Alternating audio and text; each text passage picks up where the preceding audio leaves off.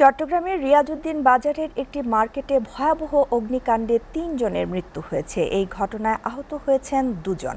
গভীর রাতে বাজারের মোহাম্মদিয়া প্লাজায় এই অগ্নিকাণ্ডের ঘটনা ঘটে।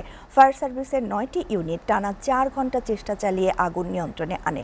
ফায়ার সার্ভিস জানায়, বৃহস্পতিবার দিবাগত রাত ২টার দিকে মার্কেটের দ্বিতীয় তলার একটি মোবাইলের দোকান থেকে আগুনের সূত্রপাত হয়। মুহূর্তেই পুরো মার্কেটে আগুন ছড়িয়ে পড়ে। ৮তলা ভবনের নিচের ৪ তলা পর্যন্ত মার্কেট ছিল। উপরের ৪ তলা গুদাম ও আবাসিক হিসেবে ব্যবহার করত মার্কেটের কর্মচারীরা। তবে সাপ্তাহিক ছুটি থাকায় অধিকাংশ দোকান বন্ধ থাকায় ভবনে বেশি মানুষ ছিল না। দ্রুত আগুন ছড়িয়ে পড়ায় যারা উপরে ছিলেন তারা নিচে নামতে পারেননি।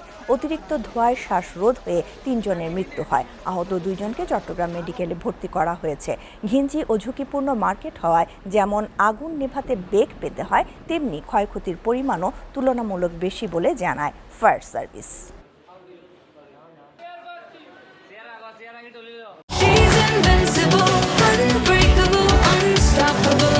Heartland, your show stealer.